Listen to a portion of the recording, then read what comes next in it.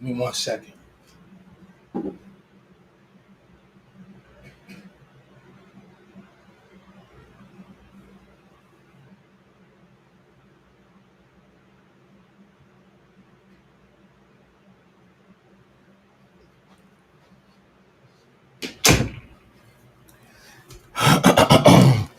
Peace to everybody in the building.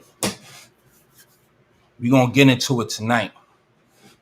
All I'm asking everybody is to please make sure you share this live. Hit that like button. Please share this live. Hit that like button. Let me make sure I have my likes so I can read.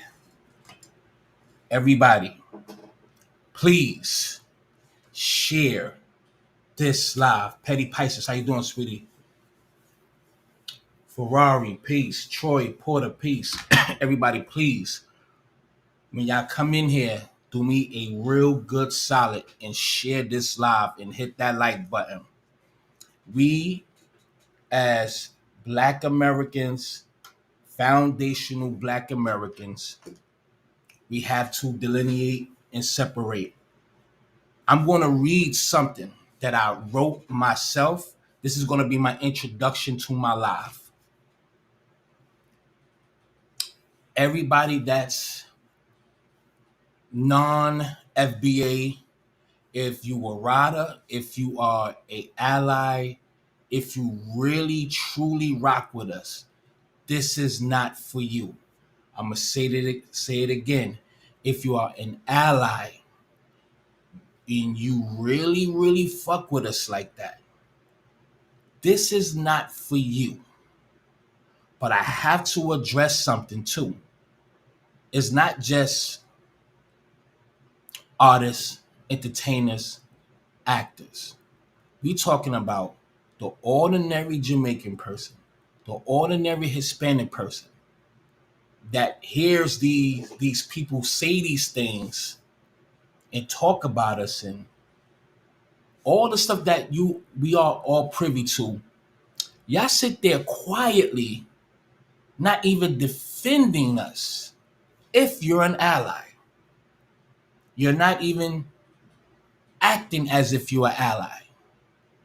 But we're gonna touch on that. Everybody that's coming in here, I'm waiting for that notification again. There's enough of y'all in here, but I need y'all to hit that like button. Y'all starting to come up in here. Everybody, I need y'all to share this one. Mega Peace King. And let me just give you a disclaimer. I'm really under the weather today. Very under the weather. And I'm supposed to have work today, but I threw up this morning. It was definitely from being outside. So, but I went to the doctor. I got a note, so I didn't have to go to work today. Took some antibiotics and stuff like that. So, but I'm really under the weather, and I'm forcing myself to come on here. And I'm not gonna lie, I'm forcing myself to be with y'all. Take it how you want, but I'm definitely doing it because this needs to be said. A lot of people talking about it too. I just want to give my version, but again, y'all, we gonna get into it. Yes, I'm gonna take my time because I got a slight headache as we speak.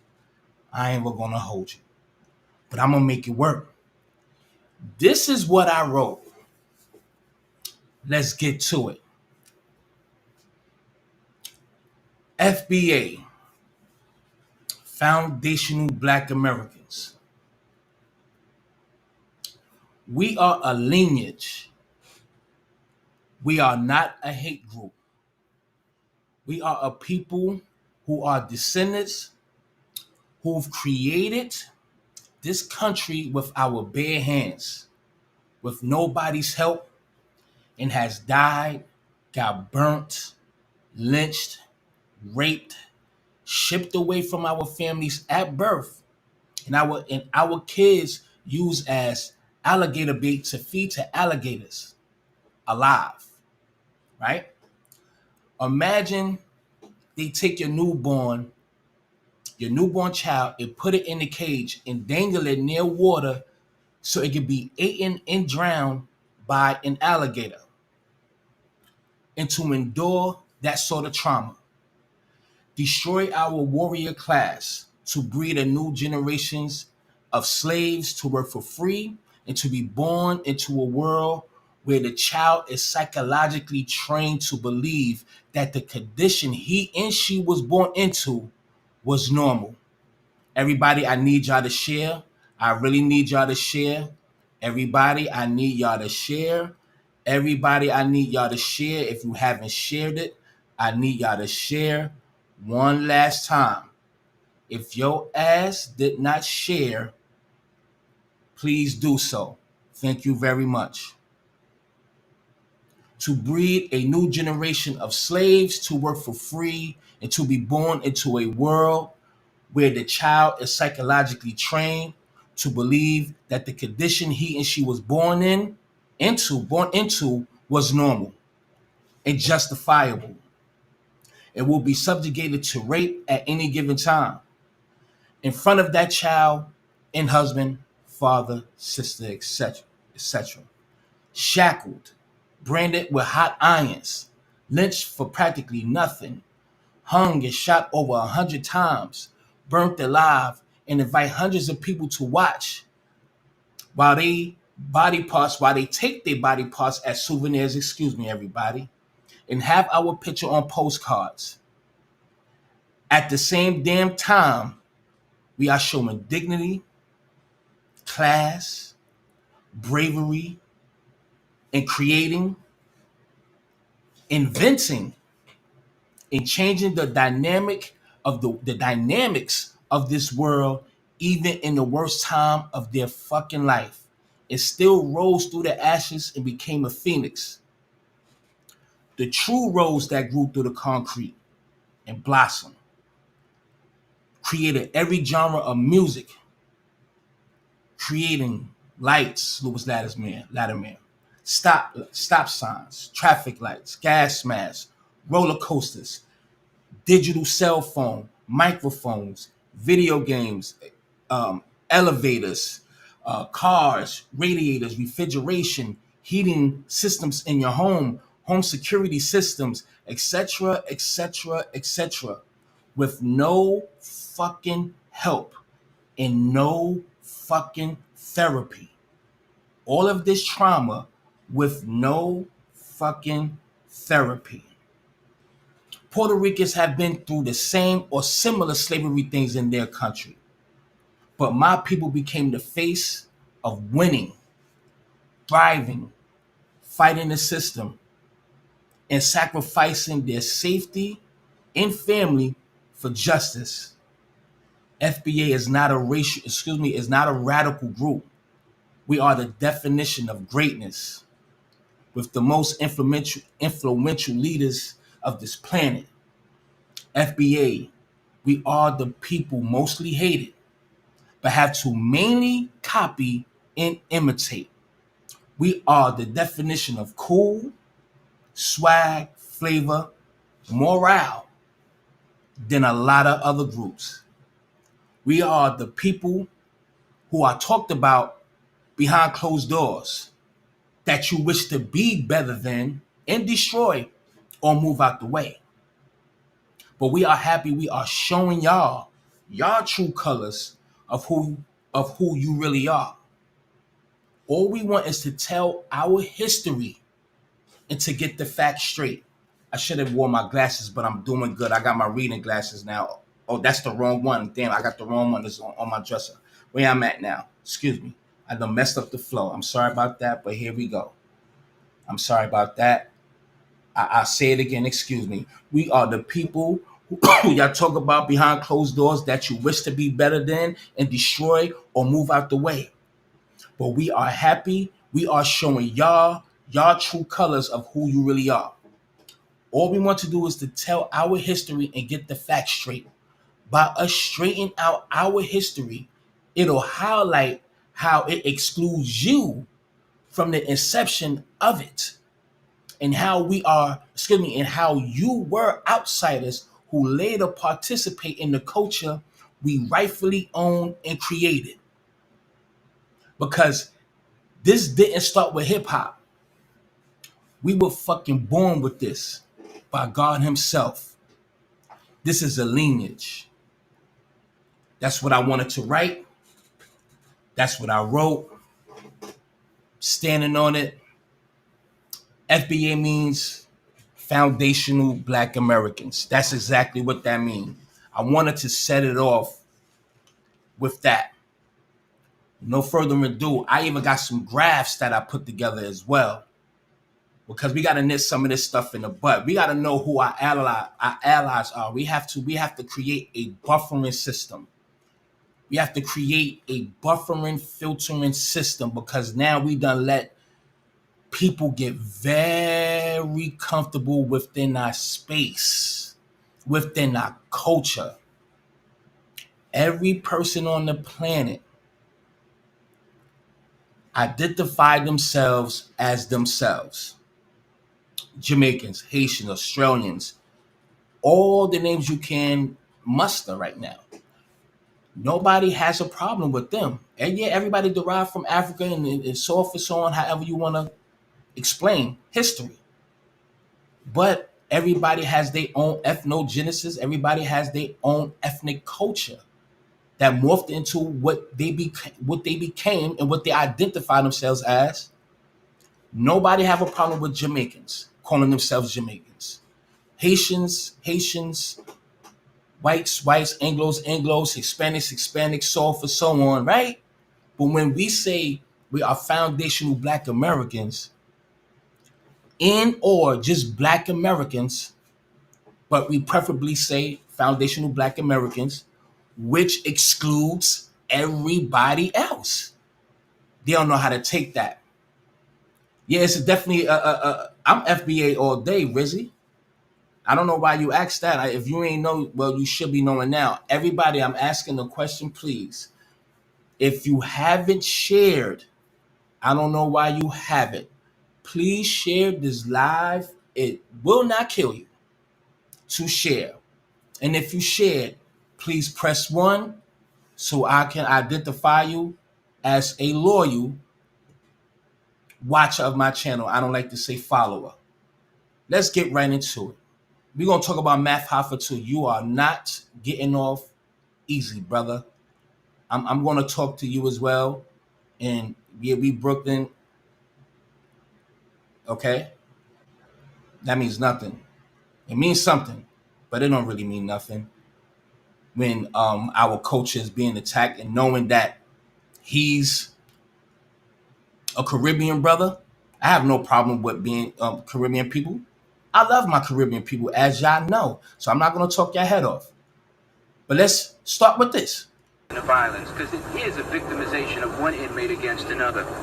And maybe I can start by asking my man Bullet, what are some of the problems that, as a Puerto Rican inmate, you find? There's been a lot of static between Black and Puerto Rican inmates. What is it caused by, Bullet?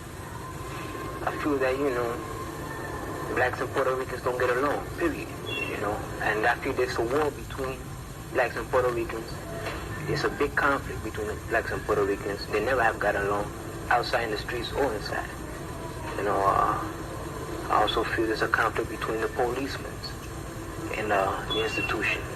It's racialness between the Blacks and the COs and the institution, the penal institution.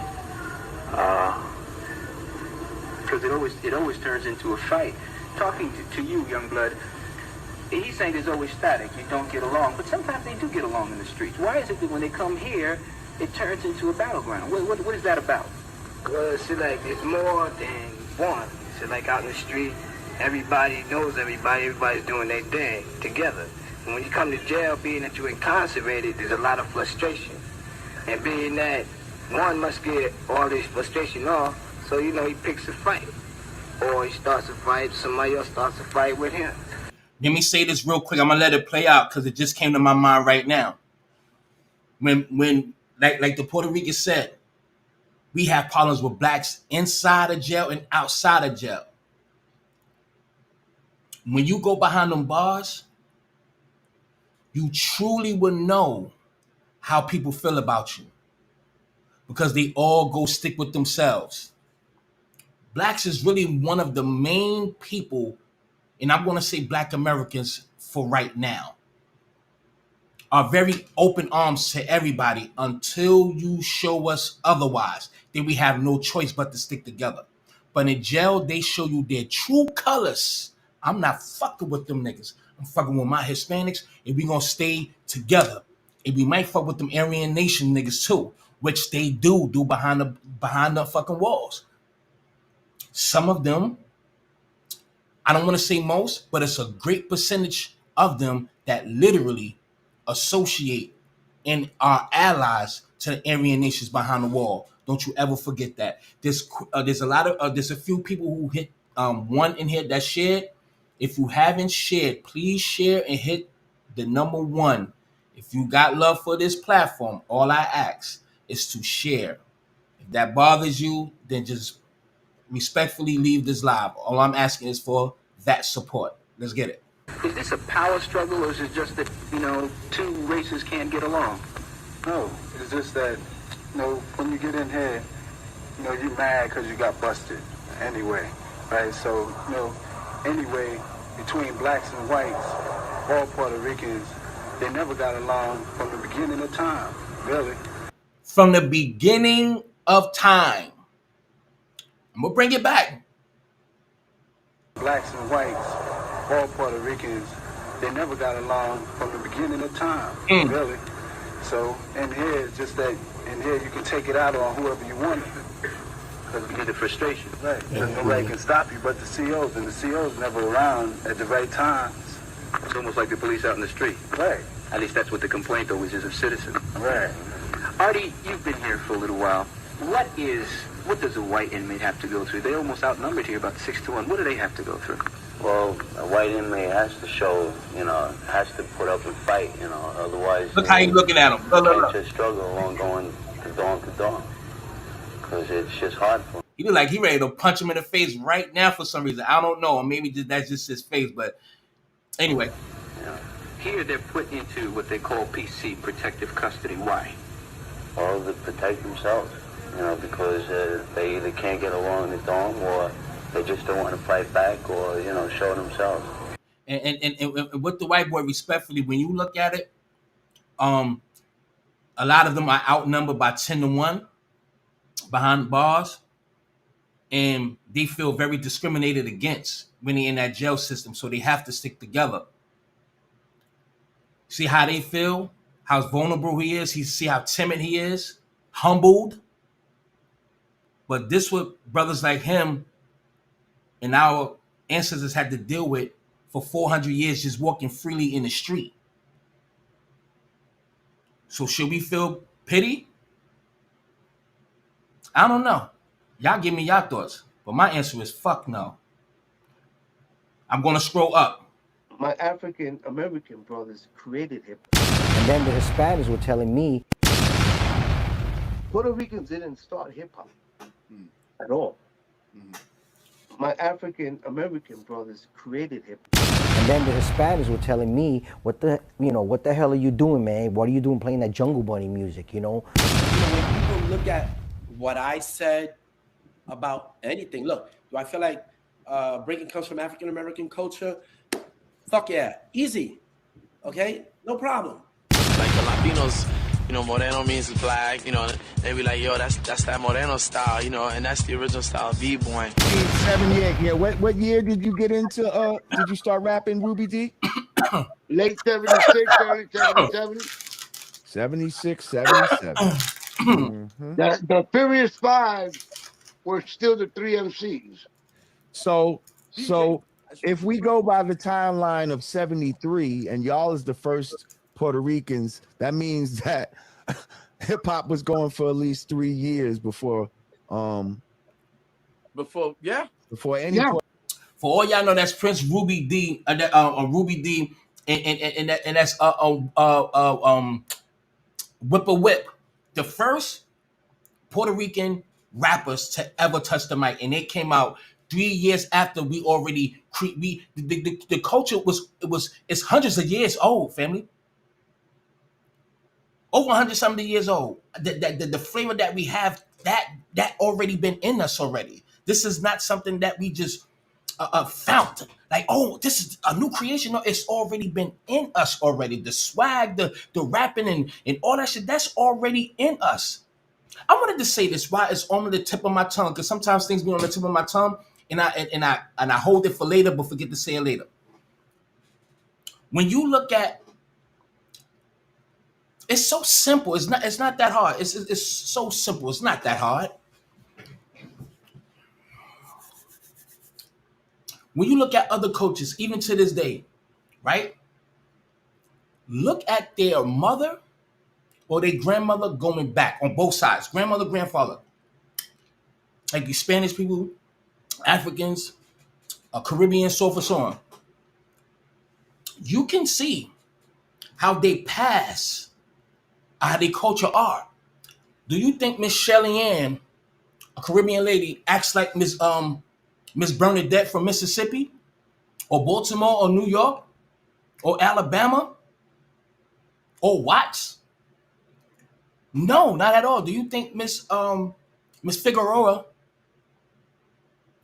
acts like Miss Patricia from down the block from you culturally? And we talking about grandmothers too. We taking it 2 generations back. It's a total difference from how their kids act today and how they culture. It shows you exactly the history of their culture. Y'all are not alike. We are not alike. So it's somewhere y'all got some, about to say adobo, some goddamn Laurie C's. Y'all got spicy a little bit. That's why Fat Joe name is Spicy now, because he's a white man. Just look back into their culture. I know this is so simple and y'all know that, but you have to sometimes say it again or re-enlighten people so they can understand something so simple brings so much clarity. Your culture does not express what you're saying or validates what you're trying to portray right now. Our culture always been this way. That we going back to Cab Calloway, 60, 70, 80, 100 years ago. This is innately. We are born with this shit.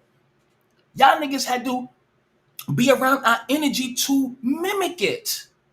All of y'all respectfully are carbon copies of Black American culture. Let's continue, man, because there's so much I need to show y'all. All I'm asking again, I'm not going to beat it in your head, keep drilling it, but just share if you haven't. Puerto Ricans touch the hip hop soil, correct? Pretty much. Correct. I would say that. Okay. My foot in the door is Carlos Mendez because it's hip hop.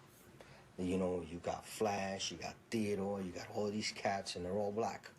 You know, I like playing this music, but I'm in Spanish. Mm-hmm. I'm not going to be accepted if I go out there as DJ Carlos Mendez. Just the name alone is going to make you not want to come in the door. And these are, hold on, I got more to play. These are the people, the first generation of Spanish participating in hip hop, which came years later. You cannot go beyond those people you just saw when they already let you know they love that music. But I'm Spanish. I had to change my name because I'm going to say my name is Carlos Mendez, however what he said or whatever. You had to conform and adapt to the dominant culture here. So now when Tariq Nasheed came up with this microphone check, and the people, and we all as a collective got on code and started showing the hypocrisy and the lies and the flaws in these people concerning hip hop. Shout out to the culture since 71. Shout out to Michael Wayne, who passed away. Shout out to them dudes and DJ Face. Them niggas was really the foundation. You understand what I'm saying? Who was really around. So I have to give them niggas some props. Not just Tariq Nasheed. There's a lot of people who was there that brought all of this to light. So now since we debunked that got debunked, now they got to move on to what Fat Joe just said on that immigrants platform. You have no other result but to radicalize of people. And I wrote something about that. I'm going to touch on that. Hold on, because I wrote a lot of notes, bro. I'll say this one, and then I'm going to go back to the videos. When you want to deflect from telling the truth and purposely act unaware to what FBA is and stands for, only means he's creating a narrative to sabotage what we stand for, and that's a COINTELPRO concept. Create a division, enforce narratives from the fucking inside, which is Black American culture. That's exactly what Spicy White Boy Fat Joe has done and is doing. This is all COINTELPRO to me. That nigga was like the Trojan horse. Salute to DTC digging in the crates that usher him in this in our culture, and we accepted him. We got more to go. I ain't gonna keep talking. I'm gonna slow cook his ass. Look at White Boy Joey. I see a whole bunch of niggas in there. And speaking of nigga, he loves saying nigga. We about to get to his clip. It's coming up. I'm just scrolling up on Twitter. We about to get to what he said. I know y'all already seen it, but it's coming. But look at that white boy who wanted to fit in. Y'all remember his story when he was talking about how he got jumped by black kids every day, this, that, and the third, because he had green eyes and all this. Nobody wasn't jealous of you because you had green eyes. Cut it. He said recently, I think on that immigrant show, when he said he was at I think his brother's funeral. I may be mistaken. Somebody in his family died, and it was at the funeral, and the majority of people sitting next to my mother were black. Understandable, respect that. Okay, so that means you became cool due to who? Us, not you. You was no definition of cool. And Fat Joe, you don't act like a Puerto Rican or Cuban because you half and half. You act like a black man, a black American. You don't act nothing like your culture. And that was something that we, as black Americans and Puerto Ricans and Jamaicans, we have not created that together. It was already there. There was no input. Maybe something here and there after the stew. We already got the beef stew, the beef broth. We already got the peas. We had all the ingredients. You probably threw a little splash here, but the stew it already tastes good. It was already consumable. It was already delectable. It was already tasting good before fucking many moons later. You may add a little something here. That's it. It's still our stew. White boy, you just wanted to be cool like everybody else when they come in. They want to be cool with the niggas and to use as a stepping stool. It's time to delineate and stop playing. We'll get into why. Shut up, man. Shut up, man. You're trying to read. That's exactly what they was doing. I'm a Brooklyn baby. 1980s. You know I can't play this. This is from oh my God, Do the Right Thing. You know I can't play that. So y'all listen to that shit on your own time. But you know this is how they were. That's what they was playing. They was into their culture, rightfully so. But don't act like you had something to do with anything. This respectfully, this is your culture. This is y'all. There ain't nothing wrong with that.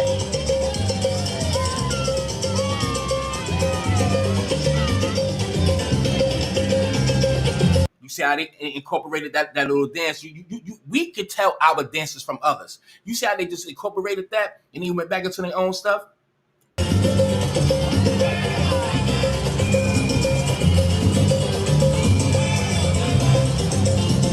Anyway, we're going to keep it moving. And respectfully, so that's your culture. We're not tripping off that. What a beautiful culture. We love you.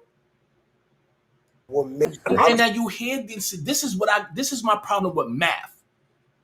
Hold on, man. Y'all seen this shit already? Y'all seen that already. This is my problem with Math Hoffa. And I'm saying your name. I ain't scared of you either.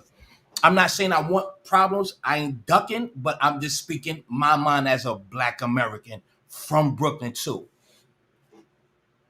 Y'all niggas acting like y'all don't know what foundational Black Americans mean if y'all have not been hearing this for over a year and some change now. This shit been branded into the lexicon of the people. And you sitting up there laughing your ass off, playing dumb, sounding like goofballs, laughing like little goof niggas. Like that's funny. Foundational Black Americans, Black people, Black Americans, non-immigrant people, broke niggas. Hold on, what else he say? I'm gonna be very clear. I don't want to mess. I do not want to paraphrase here. Hold on, and I'm gonna stop this shit and talk again. All right, whoever the fuck play Tariq Nasheed, he's trying to play Lord Jamar. Let's get back to what I'm saying. And y'all niggas sitting up there laughing like goofballs. The only white nigga sitting in that chair saying nigga, nigga, nigga, nigga, nigga, like it's just fluently speaking nigga. You see what I understand? Is that when you have a camaraderie with somebody and they have something in common, they can relate. Matt Hoffa did not stop him or say, oh, nah, son, nah, man. The FBA's, man, I know a lot of Black Americans, man, there's some cool niggas, this, that, and third. Or FBA, that's not what they about. He said nothing. Them niggas laugh like bitches. Straight clowns. And for me, I have no love for them niggas because that's a total slap in the face. Matt Hoffa, you are Bahamian. You from Barbados. You came here at the age of 6, if I'm not mistaken. You're not even from here, my G. You wasn't even born here. You moved to Brooklyn to have a better life. You act like a Black American. Yeah, there was some. I'm about to get into my graph right after this because I made a graph. You moved to Brooklyn.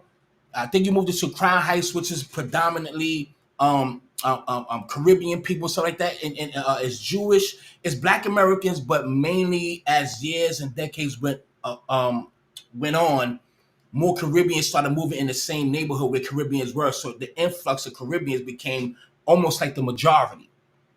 However, the innate way of dressing, my G, dressing.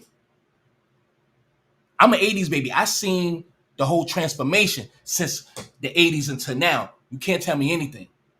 And I'm talking about in Brooklyn too. I've been all around that motherfucker. You can't tell me anything that I haven't seen. The way of dressing, everything is Black Americans. It has nothing to do with none of y'all. Because if you want to be truth be told, the Flatbush niggas, the Caribbean niggas from across town, Flatbush and so on, y'all wore a lot of girl jeans. Or I say not to feminize you. I'm talking about y'all wear tight ass jeans. Y'all style was totally different from ours. Y'all incorporated a little bit, but it was totally different. So don't act like how you are has nothing to do, or just say it's just New York and Brooklyn. No, nigga, it ain't just a mixture. It's us that set that tone, and y'all implied it, incorporated it, and that shit just came off of y'all. Y'all mimicked it. Y'all ain't got nothing to do with a motherfucking thing. You got Americanized. He feels the same way how motherfucking what's his name feel, because he probably got joked on when he was a kid. Coming outside looking like anything, so niggas gonna get on you, niggas gonna rank on you. You know what I'm saying? Niggas got vendetta. So I'm just saying I'm just saying what he's doing, what he did without even checking them, that lets us know that we need to delineate from all of these people because they only here to use our culture, benefit, and have the same mindset that these Black niggas, we don't really fuck with them. I wrote something. I said, they will co-opt our culture. Let them get comfortable. Now they try to rewrite our history and write us out of it, out of our own history. They love to cling to our energy and culture and mimic and copy and suck the fucking blood out of our lineage. And at the same time, they really hate you because they are portraying themselves like a people they really look down on. Their whole persona, they portraying. They're portraying a people that they really look down upon. I hope y'all understand that. Because when we delineate, they have to look in the mirror. I'm telling you, looking in the mirror, if you know how most women, keyword is most, women don't take accountability, or people in general, imagine looking into the mirror and looking at yourself and your whole culture, knowing damn well you look this way, but your whole mannerisms, your whole style, everything is from another culture that you really love but despise at the same time. So looking in the mirror looking in the mirror gonna hurt these people because now they're gonna be seen as copycatters. They're gonna be seen as imposters, carbon copies, and that is your fault for getting too comfortable and being the arrogant motherfuckers that you are. I am not done yet. I'm just getting started. I'm asking y'all, if you haven't shared yet, please share. Pre-recognition. I don't know if please stop. And, where's my nigga Brooklyn and Cali? Where's my snipers in here? Brooklyn and Cali, block him.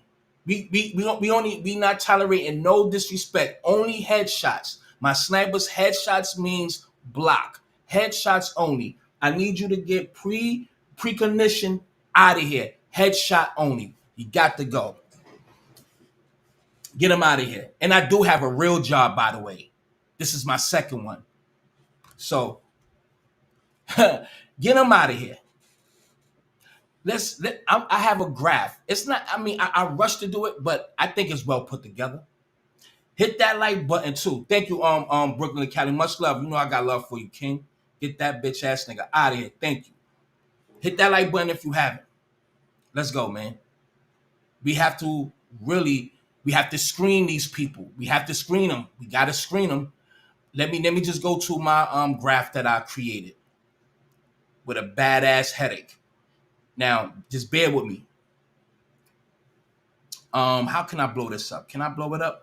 Hopefully y'all can see. Hold on, let me try to blow it up like this. If y'all can see, please let me know if y'all can see real good. Damn, it's not gonna. Oh shit. Nope. Let me put it back to normal. All right.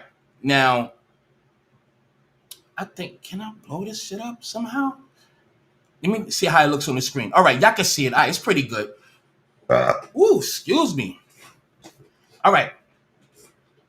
I haven't seen this in some hours. So I'm doing it over again, like for the second time. So I'm refreshing myself right now. But anyway, this is New York. We're going to specifically stay in New York.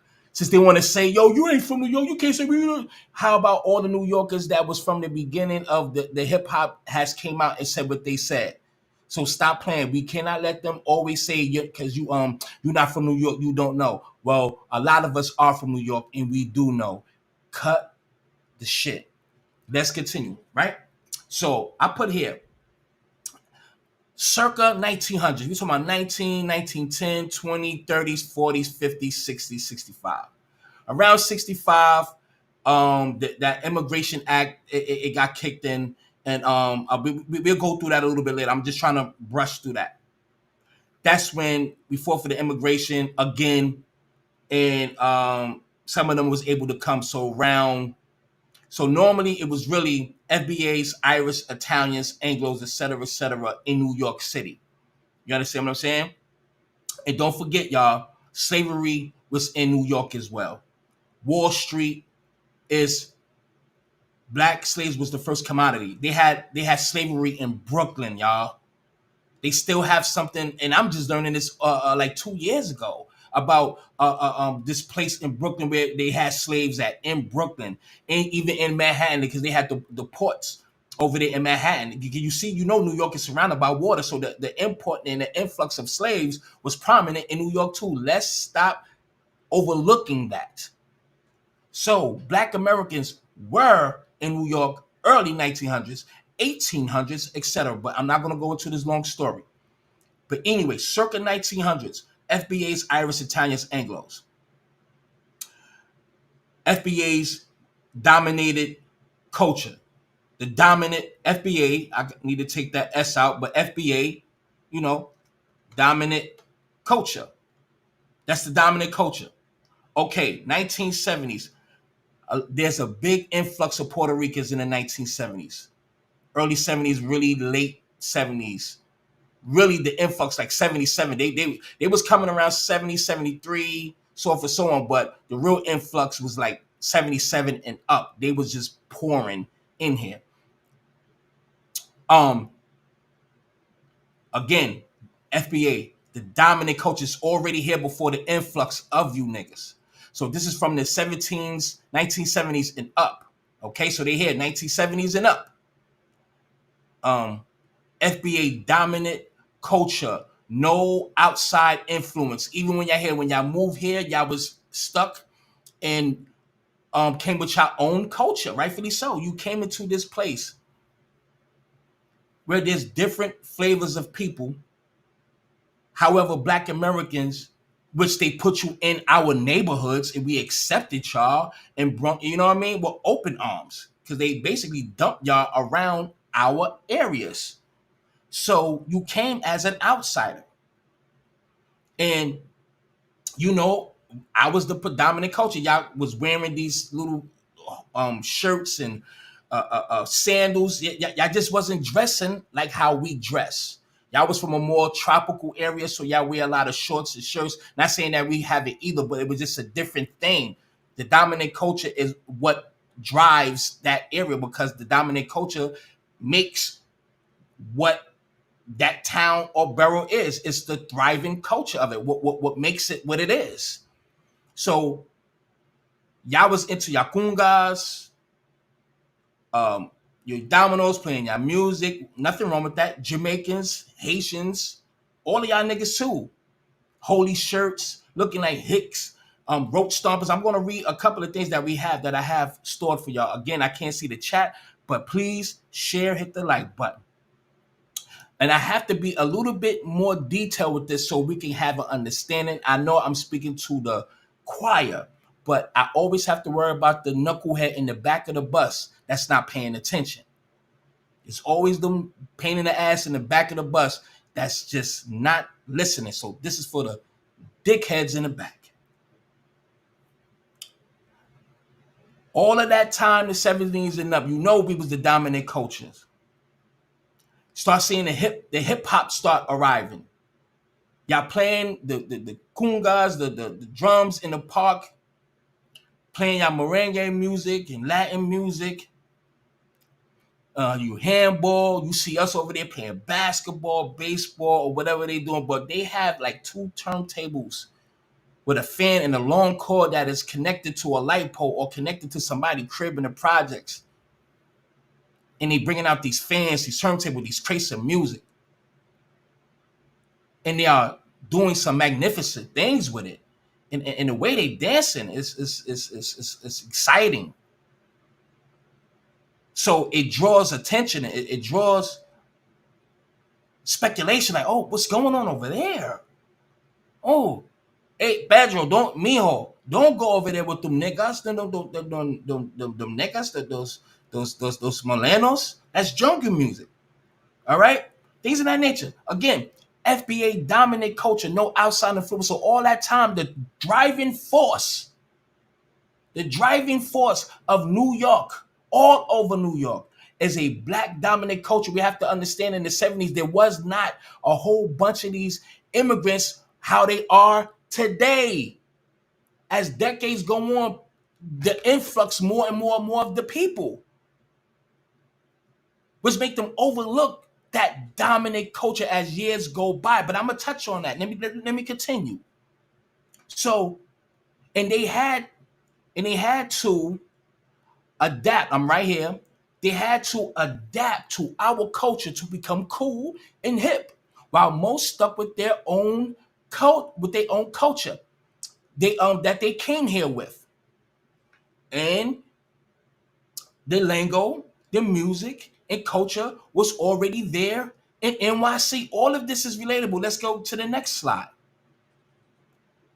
FBAs in the 1970s, the DRs, PRs, etc. Within the 1980s, in the 90s, these 70s, 10 years later, the 80s, another 10 years, 20 years is the 90s. There's so much, there's generational people who was already born here, these anchor babies that was already here. So they are born in a culture that was already there, creating and thriving by Black Americans, which was infused into PRs, DRs, and Jamaica culture because they had to. They had to because that was the dominant culture and still is. So when the 80s and 90s came, these people are being brought up in a culture that made them so comfortable and born into the culture, they are not taught that they actually are born into a Black American dominant culture. They're not taught they are acting like Black Americans. So they born into this lifestyle as if, oh shit, we see the Black and the Puerto Ricans, they acting like this, they act the same. Damn, this down the third, but they're not taught that what you born into, it's a Black American culture, not a Puerto Rican. It's you just seen the years that went by of the camaraderie or the so-called fake love that was there, and we embraced y'all and letting y'all say nigga and all this extra shit, and we having sex with your girls and y'all having sex with our girls and so off and so on. But y'all not being taught what you are growing up in is a direct descent of Black American culture, nobody else. And I think that's by design, but let's keep it pushing, right? Now, into 2000s, all the way to this present day, you lose the true nucleus of the culture because everybody is so mixed in it by acceptance. And they are forgetting where it actually came from or purposely overlooking where it came from. So the 2000s and to this present day, they are living as if their parents from the 90s and 80s and 70s, as is they came here just like this. This is embedded into our culture. No, it's not. It was taught, y'all embraced, y'all mimicked, and it went from 20 to 30 years to y'all unconsciously, unknowingly knowing you're copying the people that embrace you when the influx of your family came here. So you unaware that you are actually mimicking and are the carbon copy of a dominant culture that was here before all you motherfuckers came and migrated. Are a carbon copy of the dominant culture. I forgot to spell that, but y'all know I can spell. More immigrants and anchor babies were being born into a already culture that was here and that was giving to these Caribbeans and Hispanics and stuff like that too, because we thought y'all was family. So all that time by unknowingly not being taught that you are actually acting like a Black American, dressing like a Black American, the mannerisms of a Black American, etc., and fucking etc. And you forgot who the fucking nucleus of this shit was. The nucleus of the dominant culture in New York, we specifically talking about New York, but it's in every fucking state in United States. We are the culture. None of you niggas have it. Y'all adapted to it. And y'all forgot about the nucleus of where everything stems from. So, is it safe to say that these people are carbon copies of our culture? Carbon copies of Black American culture. That is just exactly what it is. There's no more, no less. It is not that hard to figure this shit out. So we have to start delineating, putting these people in check. We have to stay on code as a ethnic group of people. We have to stop hating on each other. I know, but it's absolutely true. We have to get on code because these motherfuckers will literally co-opt, be your brother, shake hands, and stab you in the back and sell your ass down the river. These are prime examples. Yeah, I know, good luck. And that's the problem. We don't even have confidence in our own people. I don't either. But no, I do. I'm going to always have confidence in my people. But I know how deep rooted that mentality is. But the more you act like you care, the more it's going to rub on somebody that's going to care too. It's going to happen. But that don't. I know it's hard, Mimi. But does that mean give up? That's what I'm asking. Does that mean give up? Absolutely not. Because when we give up, oh, it's all the way over. Let's continue. Everybody, please share if you haven't. Share if you haven't. Did y'all like this breakdown with this graph that I put up? Press 1 if you was rocking with it. Let me know if y'all like the way I broke that down. I would really enjoy that. And if y'all need to splice it and share it, I really hope y'all share that. Share that part and make that shit go viral. Okay? But any motherfucking who? Let's continue.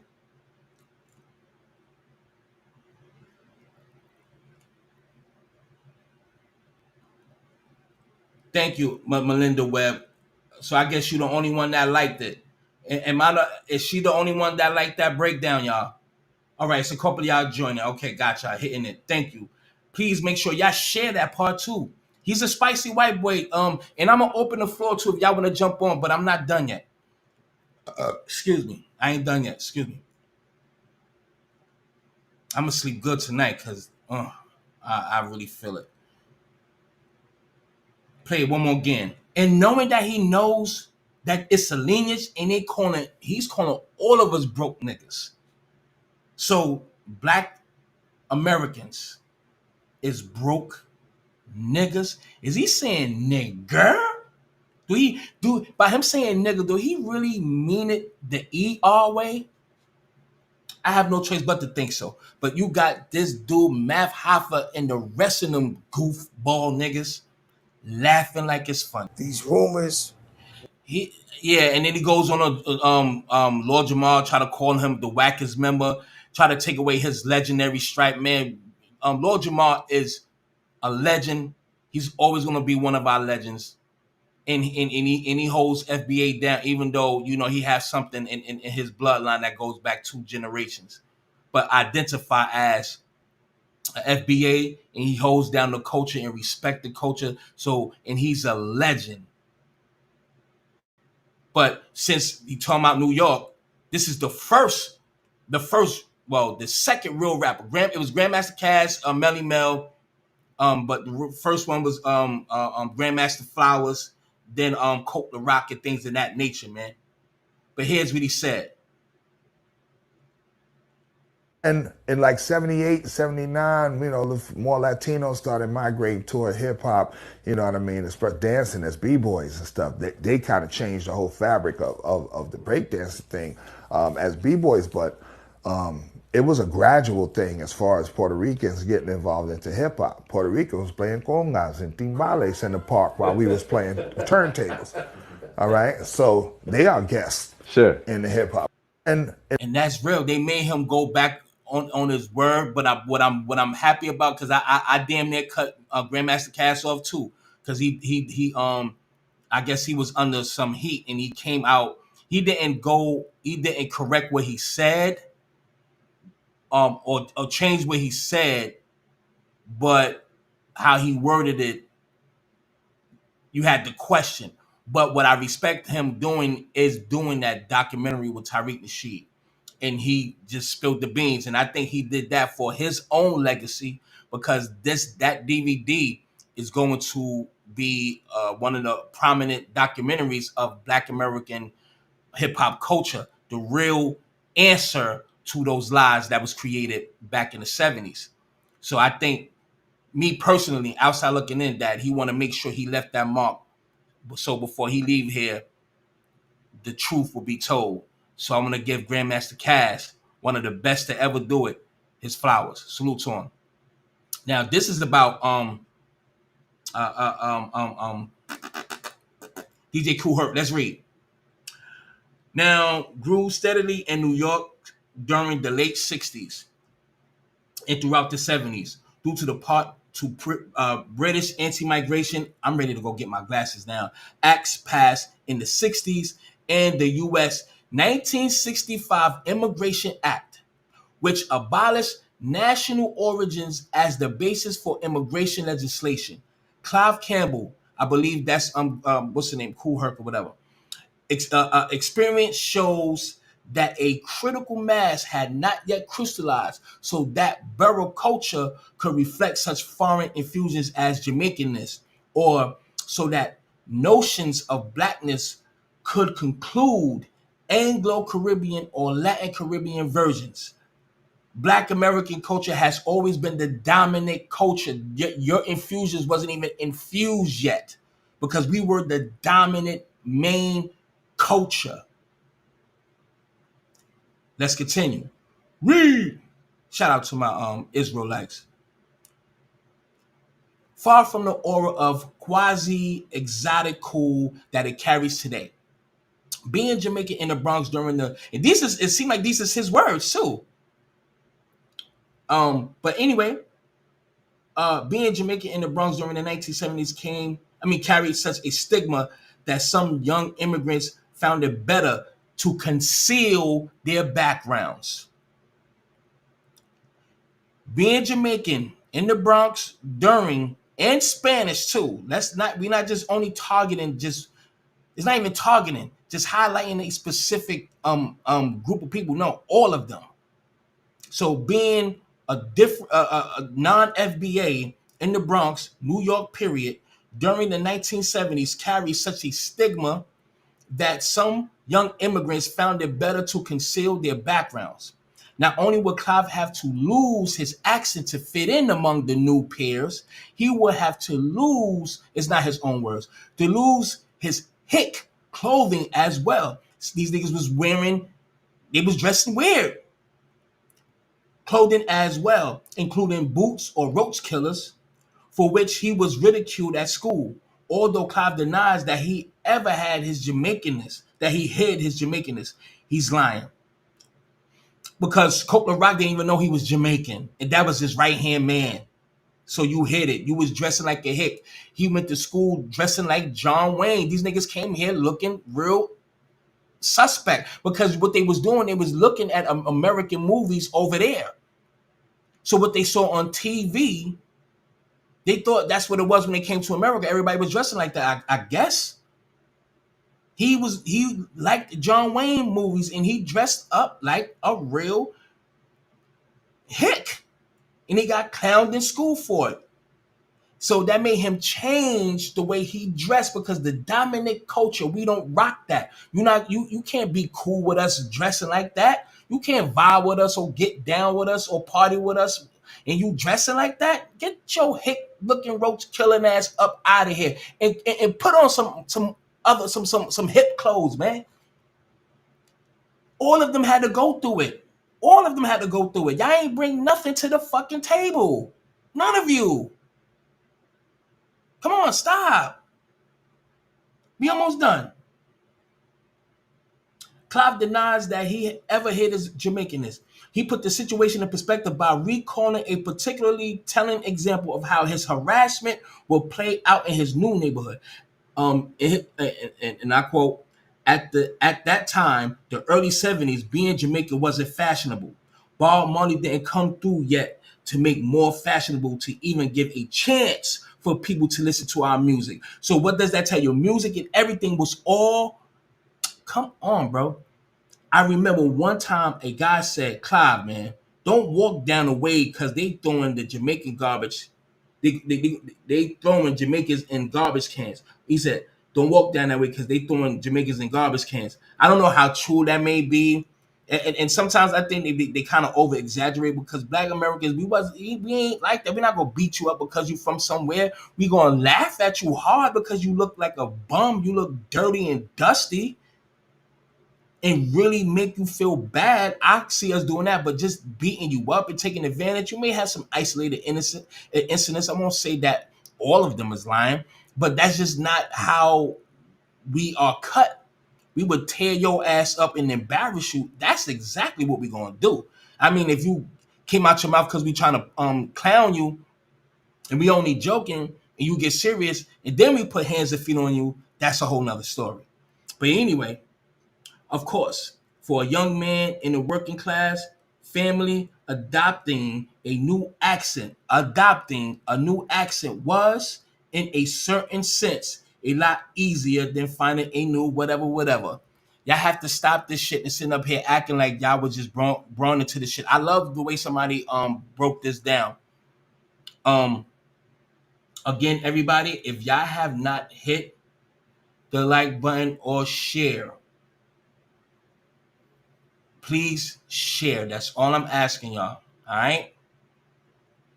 So this is the evolution of African music.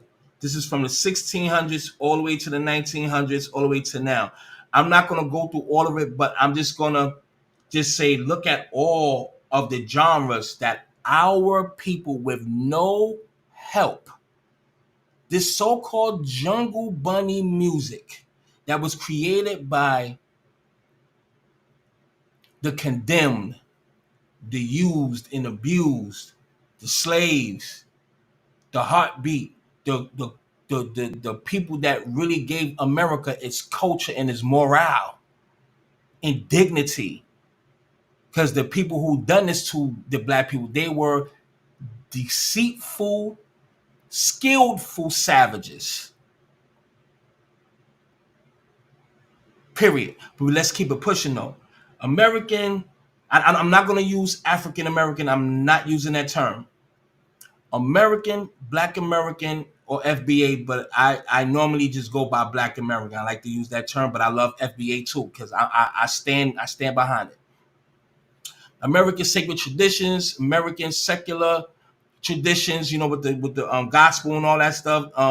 Black American secular tradition, instrumental, work songs, field street calls, protest songs, exactly, game songs, social songs,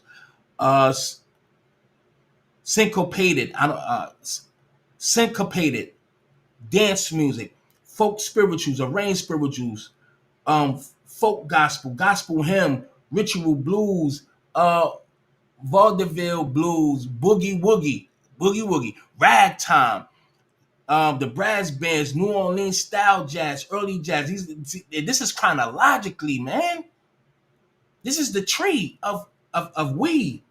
Folk Jubilee. Oh, the Jubilee quartets, gospel quartets, urban blues, rhythm and blues, swing bands. I love the 1930s. The swing is that time, man. I love the way they dance, man. That swing dance, man. Oh man, when you talking about cooler than cool, stop it, Five. Y'all need stop. Y'all niggas ain't that. Listen, anyway, rock and roll, gospel choir, civil rights freedom songs, rock, soul, hard bop, cool, soul jazz, modern jazz, jazz fusion, new jazz swing, neo soul, R&B, go-go, all that, this like all of the derivatives, the tree.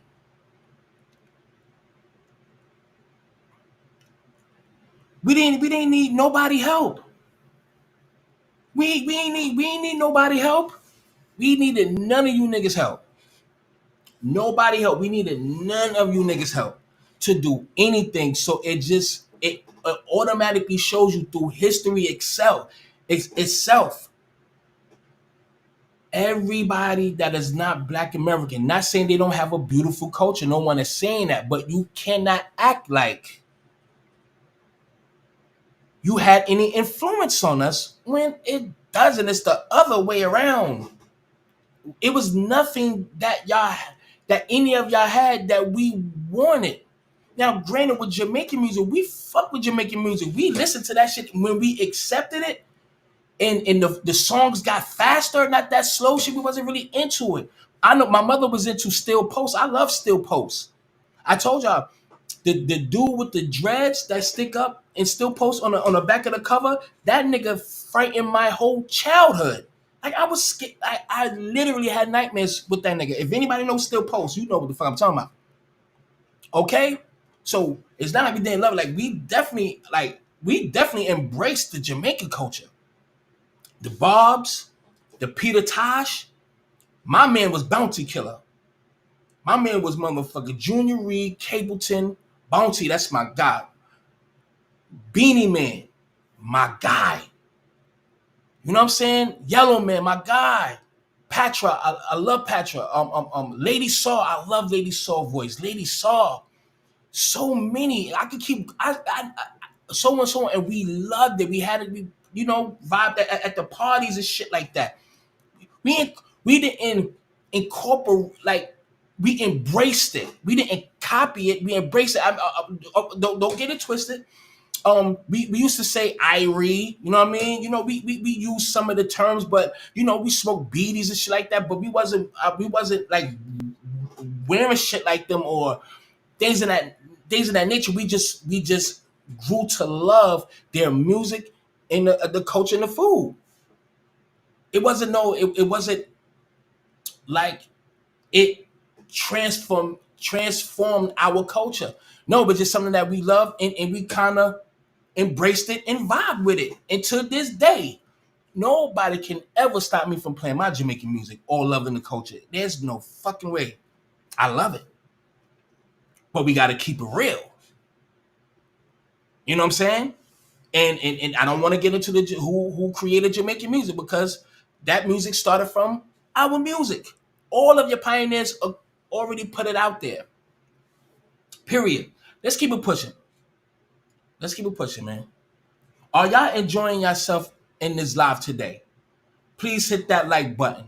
If y'all would like to show love, donate to the platform, please show some love. But I know where that's going to go. Bars. Green sodas. Cup of the grape sodas. Cup of the grape sodas. Cup of the grape sodas. That's funny. Listen to look at Mr. Joseph Carter Jr.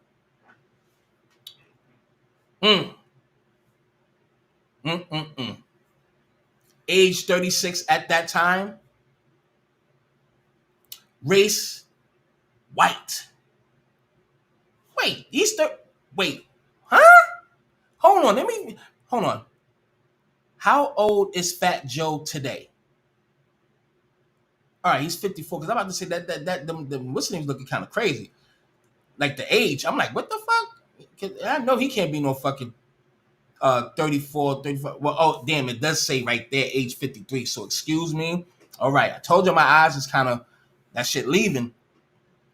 Anyway, but as we know that they all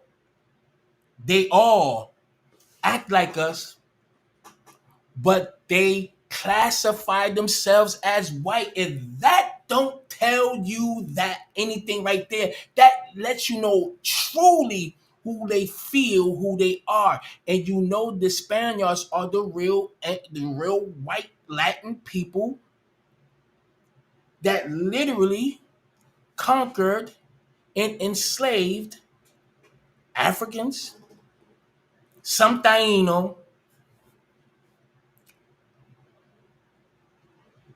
and they take on the rape culture. They take the side of the conqueror or the rapist or the explorer, the colonizer. They literally classify themselves and take the side of the colonizer.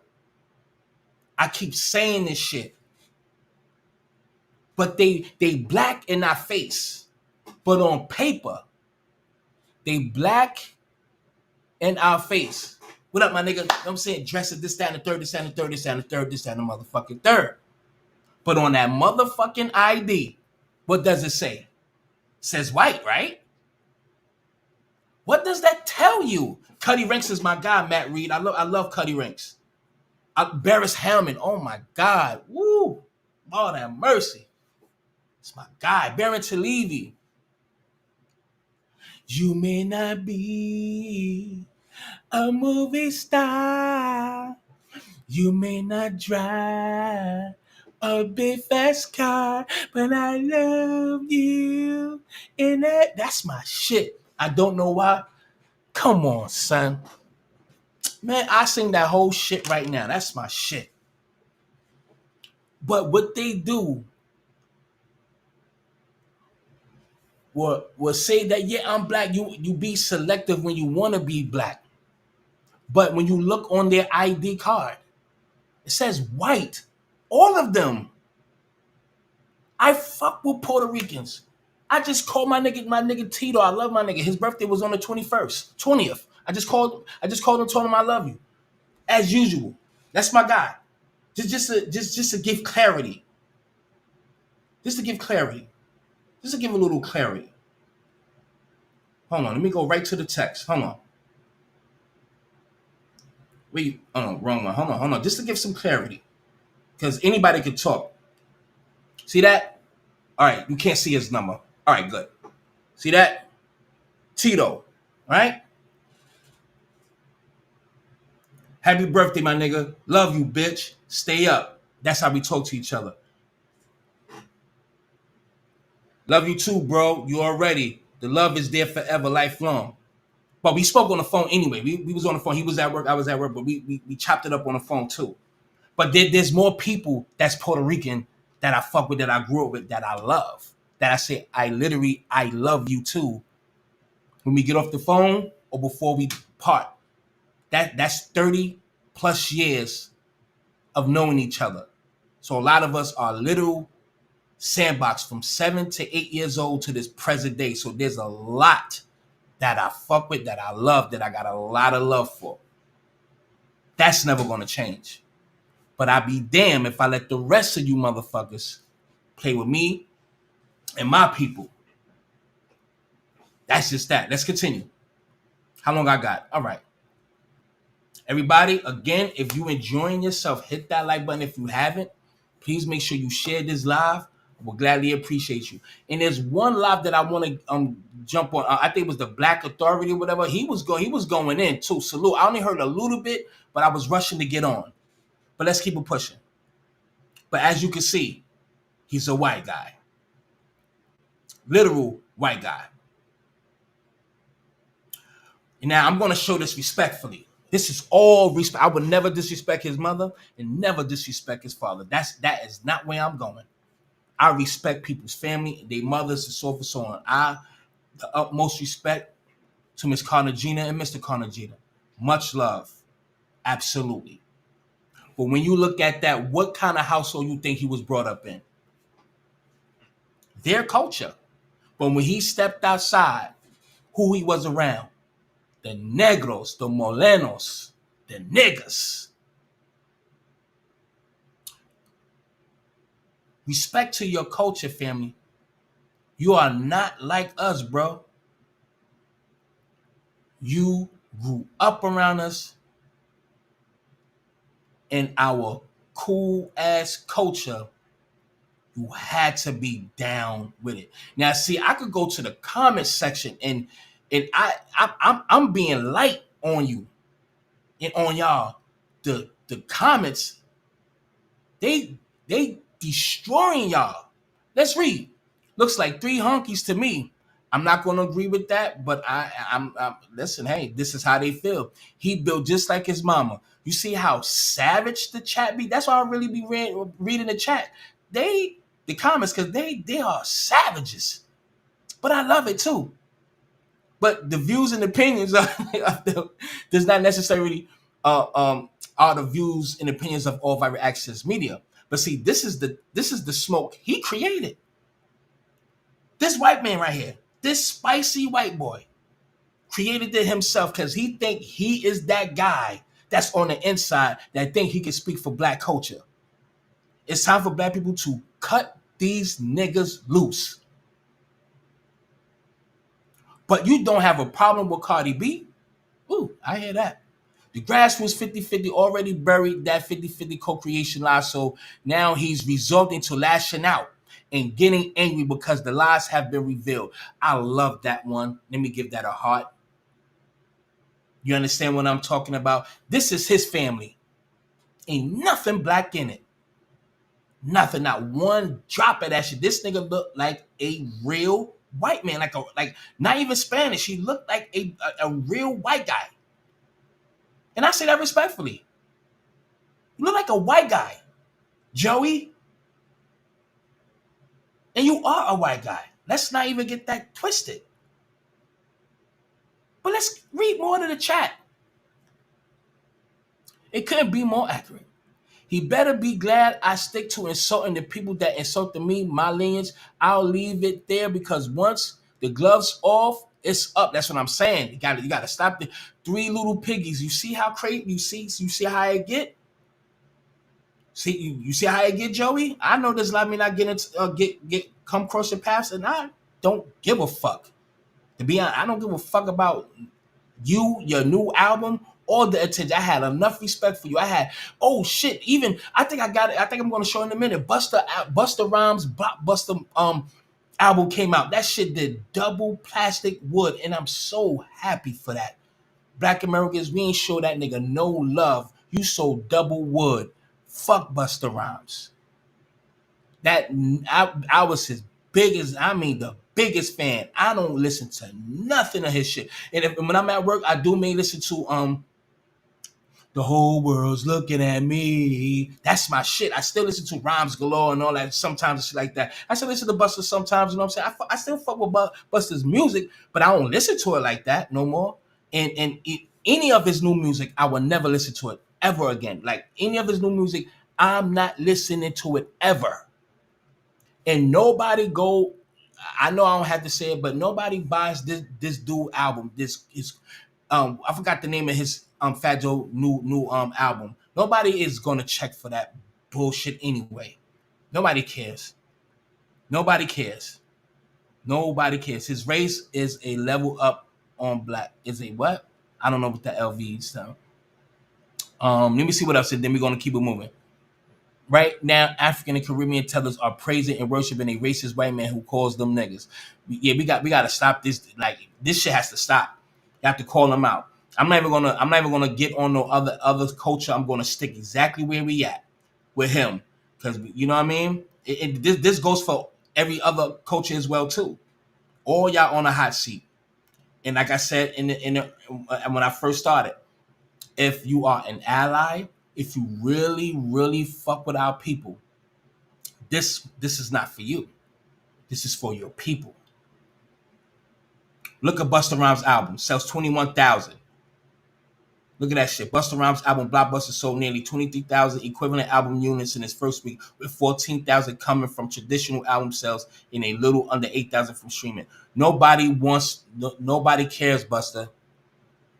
Nobody want to listen to that bullshit, Busta. Nobody's listening to that shit. Let me say this before this leaves my mind. Hold on. Yeah. Let's talk about it. Black people, Black American people are so accepting.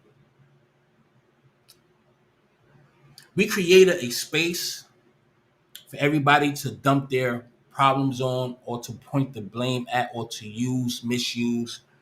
We are the scapegoat. We are everybody's trash can and dumping grounds. And we made them very comfortable, right? You see how Black Americans, when we have a coon class, we call them out. Yo, what's his name?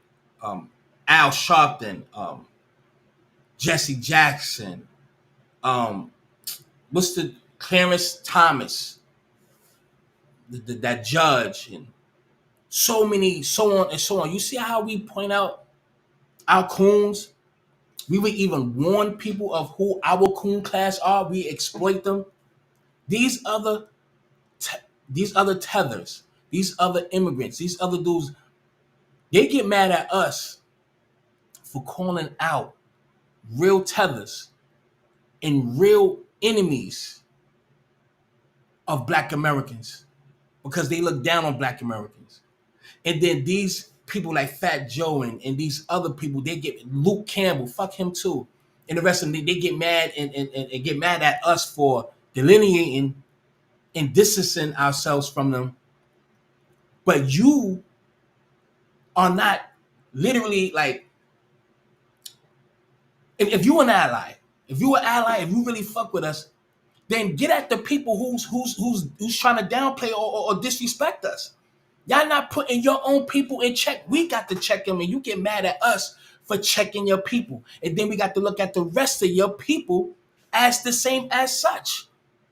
We have to screen y'all, and y'all get mad because y'all secretly just sitting there not saying nothing while all of this is going down. You're not correcting your people. You're not checking your coon class. Y'all secretly in the cut watching everything go down. Y'all just mad that we is acknowledging and just putting the spotlight on you niggas. Y'all niggas are not real allies. Y'all none of that. Because it lets us know that you are secretly in agreement to how they feel about Black Americans. Math Hava, I feel the same way now. Because you ain't check him. And he's an immigrant too. He's an anchor baby. No, he's literally an immigrant. He's not even an anchor baby. He wasn't born here. Adapting Brooklyn culture, adapting our culture. Nobody want to hear the real shit. Nobody want to hear the real shit. Again, for those who's in those other cultures, if you rock with my culture and you got love for our culture, this is not for you. We fuck with you and embrace you. But if you get mad because we are showing y'all that y'all gonna have to look in the mirror now, that you're gonna have to look in the mirror now, because now Black Americans are showing that this is our culture, this is what really happened, this is how this started, so off and so on, because we are correcting the facts. Like I said earlier, it highlights what they wasn't a part of. It highlights that they didn't help create or anything like that. They were participants into something that was already here. So our history in telling the truth, it pulls the veil of them, and they feel uncomfortable because they all these years they have been so prone to suck on the titty of our culture, like hang on the titty and suck the blood out of our culture because we were so embracive. Like, nah, man, you family too. Now fuck that. Come on, son. You rock with us. So hospitable. And I'm talking about Black Americans across this fucking nation. Outside of New York, all of us as a culture, we are embracive people. We would embrace you. And that's our fault. We have to stop now. That's pretty much it. The definition of a teller is a person that's from another country who comes here and look down upon the same very people who fought and died to help get y'all little stink, funky ass. See, I wasn't even trying to go there with y'all. I'm not even going to embarrass most of y'all. I'm not even going to do it. I might do a little bit. It's a little jab. But a teller is a person from another country, an immigrant that comes here and has the freedom and luxury to flush the toilet. Don't have to go to the lake and wash their ass. That can eat 3 times a day. That can get on a train as they please. That can get on a bus. That can do all of these have these liberties that we paved the way for all of you, even the white immigrants as well. and you look down upon us and disrespect us, get in positions to minimize us and get us out the way. A lot of these Caribbeans are in political seats, and they undermine the plight of black people. A lot of them have vendettas due to when they came here, we used to get on how dirty they look or how their clothes were, how nappy their hair was. We do it to our own people. That's just us. A lot of these people from other cultures, I'm not saying all, but I'm just saying a lot of y'all don't have sense of humor. Y'all don't have sense of humor like that, or it's just not like ours. And I'm not talking about like jonesing or ranking or getting on niggas of what they look or how they dress. I'm talking about just sense of humor, period, as a culture of people. It's like some people lack that fucking that spice. A lot of y'all niggas lack it. I'm sorry. It's just totally different when you see other people correspond with each other and how I don't know. Maybe it's just me. I'm not saying all of y'all, please. But culturally, y'all are very fucking different from my people. Miss Maria Mustina Sena Magina or Miss Figueroa does not act like Miss Hattie Mae from up the street, or Miss Linda, or Miss Patricia, or Miss Sandra, or Miss Mildred. Y'all don't have that, what we have. No Miss Shelly-Ann, Miss Trevor, or any Caribbean name, mother and father. Y'all don't act like Mr. Uncle Charles that be up there by the liquor store, or who got his own store. It's totally different. Y'all don't have what we have. That's it. Our shit just totally different. It's infectious. It's when it splats on people, they just incorporate it because it's different. It's entertaining. It's like, ooh, these are a different kind of people, a rhythm. The way they talk, everything. Like, it's embedded in us. It's not me talking. Our history can prove it. We have hundreds of archives to prove it. Y'all don't. Y'all just talk. We can go to actual archives because our history has been documented. You're mad because you came from a country with limited of resources to capture or to document your fucking history. A lot of these people are jealous due to how we have elevated through all of this and still became the most thriving, the most influential, all of the above. And we've been through similar things that they went through on their island. But we face the most powerful government on the planet. What's their excuse? Which is their government. But we fought against the most powerful government of the planet. Everything that we got, we worked for. It was not handed to us. Everything that black people did in America, it was never handed to us. We always had to fucking die and work for it. We had never got no handouts. All of y'all niggas got handouts. All of y'all got handouts. Y'all are the welfare or the charity cases. Not us. We worked for ours. Y'all's got handed to us, to y'all. And then y'all started working. But all my life I had to fight. Remember that saying? Miss Hattie, I'm so tired of being sick and tired.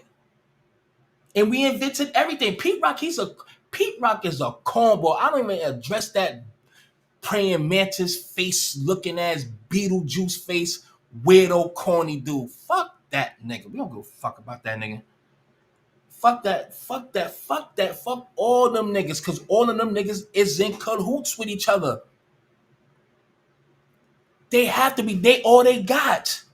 Cause they see we are waking up to this shit and we are literally highlighting. And you know what's crazy? We've been in docile for so long. We've been dormant so long. We've been idle so long. We've been asleep for so long. They woke up the sleeping giant. They woke up the elephant in the room because they began to be so fucking arrogant. Trevor, Busta Rhymes, Joseph Carter Jr., weirdo ass Pete Rock, the rest of you dodo birds, which we have no love for. We have and just because I don't have love for them no more, it's not affecting their money. It's not about the money. It's about you as a person. We have to protect legacy, our culture. Anything that everybody got is their family and their culture. Everybody waved their flags very high. Other cultures wave their flag very high, and we not supposed to. Everybody identify themselves as a Haitian, a Jamaican, and all that, even though everybody derived from Africa. If you want to believe in the out of Africa theory, true, and it's pretty much accurate. Rest in peace of Sheikh Ante Diop, synagogue, masterful mind, the out of Africa theory. Sheikh Ante Diop, salute to you and rest in peace, King. But everybody went their way and created their own ethnogenesis. They created a new culture. They identify as an ethnic group. Everybody calls themselves what they call themselves, but when Black Americans say we are FBA, the descendants of freedmen that built this country from scratch with no fucking body's help, we set the table for everybody to eat off of.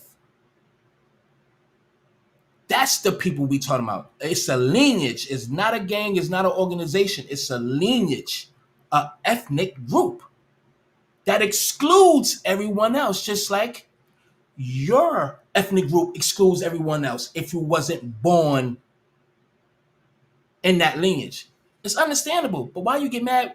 Why I get mad? Because we are identifying ourselves. They just want the sleeping people to stay asleep. That's it. They just want us to stay. They don't want us to wake up because they know once we wake up and see the fuckery with all y'all, that's it. And then we have to understand something too. We have to understand something too. When we, as we delineate it, understand something. Them niggas will get on cold with each other to destroy us economically, every way possible. So stop being stupid, man. Don't be stupid. This is real. This is not just internet. This is real people having real discussions, giving real information that can affect your life. Don't ever get this shit twisted. This is real life. It's just virtual reality. All of this shit is realities, huh? They will get on code with each other because we know we are picking these motherfuckers apart. They will literally create a coalition to get rid of us on many levels, which they are already doing. Only thing I'm saying is wake the fuck up, man. Just wake up. Just wake up. Yes, they're trying to rewrite our history and they woke up, they woke us up. That's it. Fat Joe is literally the Trojan horse. He was able to get into our culture due to digging in the crates, co-signing him. Black Americans, again, his childhood, he was around Black Americans and accepted him and molded him into who he is culturally. But he's a white man, literally. Let's keep it pushing, man. We're gonna go. Let me see what else I got, man, and then I'm gonna get up out of here. Let me see. Let's go to Black Americans. Hold on. Let's see this.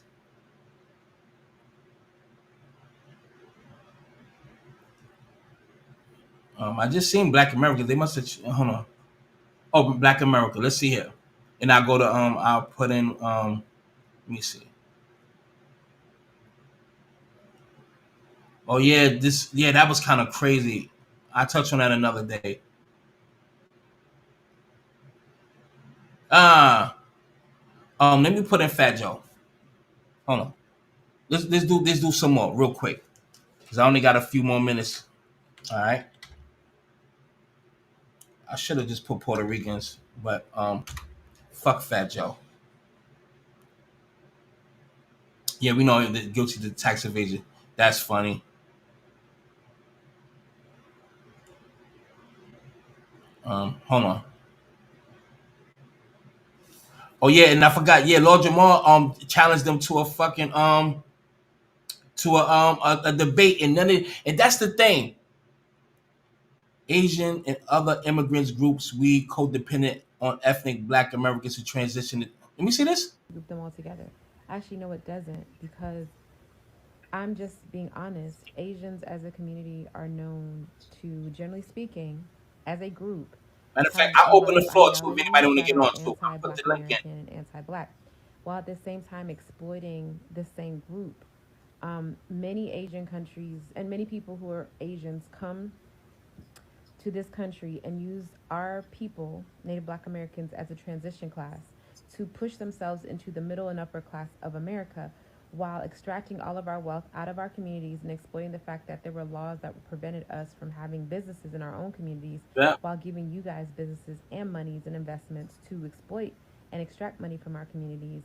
And then you go back into your communities and you prop up your communities, that's just self-preservation, right? But at the same time, then you hold these very anti-Black ideologies towards the very people who are feeding your children and putting your children through private school or Catholic school, whatever school, and getting you to the next level in America. Additionally, oh yeah, I forgot that I did this. Hold on. Pioneers of B-Point, all the pioneers of hip-hop culture. There were Puerto Ricans with us, not many, though. Not many. And the Puerto Ricans who hung out with Black kids. That's right. And they got a lot of static from their own people, not from us, from their own people. Why are you hanging with those cocolos? Why are you doing that cocolo dance? I know this, and meaning the Black youth are the pioneers of B-Point, are the pioneers of hip-hop culture. Salute to Charlie Rock. Shout out to True Savior too. Weirdo. Let me play this one too. Culture. It started with Black Americans, and he definitely pushed back against that. But he didn't push back on the interview. Yeah, well, that's one of the things that Mike Larry asked me, why do you think I said it because they have an agenda. Mm-hmm. Talk about it. They have an agenda to position Puerto Ricans as either one, the creators of, or co-creators of the culture of hip hop, and they were not. And hip hop is Black American culture. It started with Black Americans. Y'all should definitely check. Y'all should definitely check that interview out. Definitely beautifully broke it down. It was a great live, beautiful live. Look at this white dude, man. We got to get rid of this guy. This guy has to go. I'm not talking about kill him. I'm talking about culturally, he has to be in exile. We have to get him out. No more. I don't care if he say, I'm sorry, anything. We have to get these dudes out of here.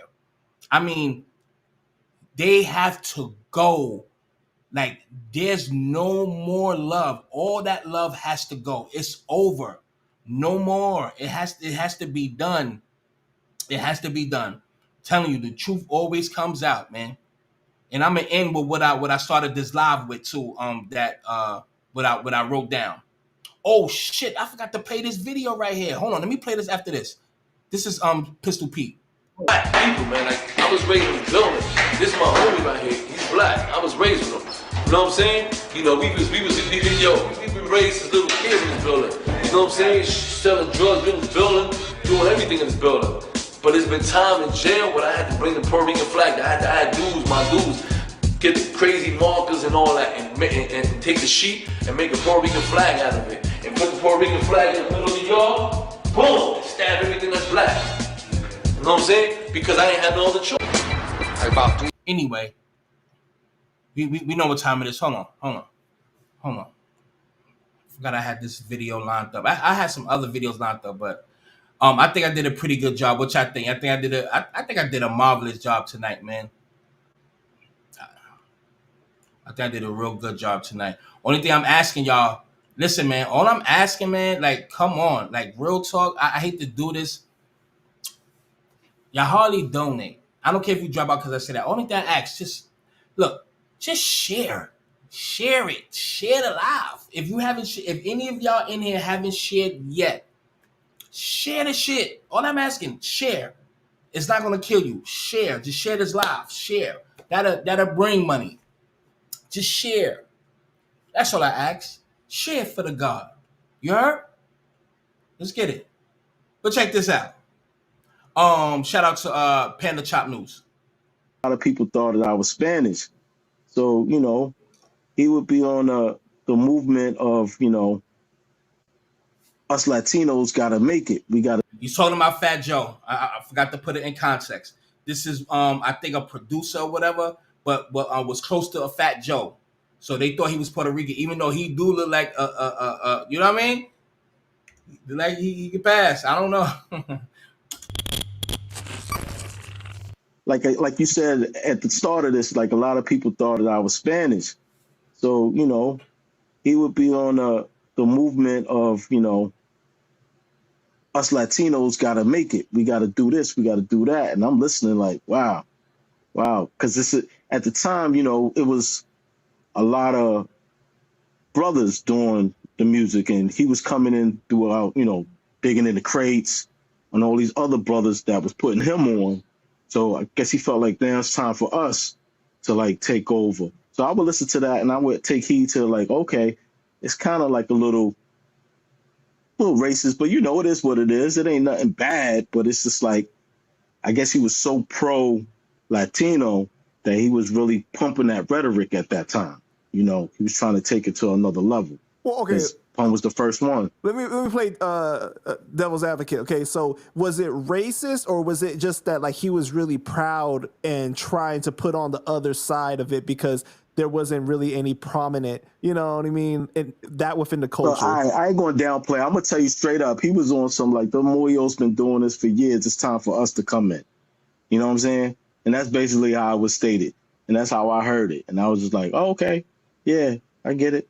It's pro. It's pro, but at the same time, it was a little bit of shade there, a little bit. But he got put on by black artists, though. It's what I was thinking the whole time I'm hearing that. But I'm saying to myself, who am I? I'm just here just listening. I'm just taking in what he's saying. I'm taking in because I'm in a room full of black Latin brothers that are all in the music industry. You got to understand that, too. I'm the only person there personally at the time that looked like I was. So I got in where I fit in, but here we go. That's the rhetoric that was pumped because he felt comfortable. He was in his own world at the time, too. Like, you're in a closed environment. You got your people that look up to you. And you got so you can say what you really feel. Exactly. And that's exactly what I'm saying. So niggas will literally say exactly what they feel about black people. They take our style, our swag, dress code, mannerisms, everything, but they really want to be you. We have to understand. We say that about anything and everybody else, but we cannot incorporate that with people from different cultures that we welcome, that we feel that's cool, and it's almost like that friend that that you grew up with, you got love for. You think they got love for you, or they show that they got love for you, a fake friend, but they really want to be you. They really want to be you and take your spot. That's sort of what that is. It's pretty much what that is. Like I said, all of them may not feel or think that way, but the majority of them do. They feel like they are better than black people. They really feel like that. I mean, I can't I mean, I'm not gonna. I mean, I don't even want to say I understand that, but I mean, you have to love your culture. But when you think you're better than everybody else, then another culture, then that's an issue. So they showing their true colors. Like a nigga like Fat Joe and people like him from these other ethnic backgrounds, and they have to understand something. They had to get down with us in order to thrive. You had to get down with us in order to look cool. You had to get down like, cause you probably didn't really want to deal with us like that. But our shit was so cool, and the dominant culture. When you came outside, you had to deal with our culture. Everything is our culture. When you go inside your house, you dealing with whatever your culture is. But when you outside, you surrounded by our culture.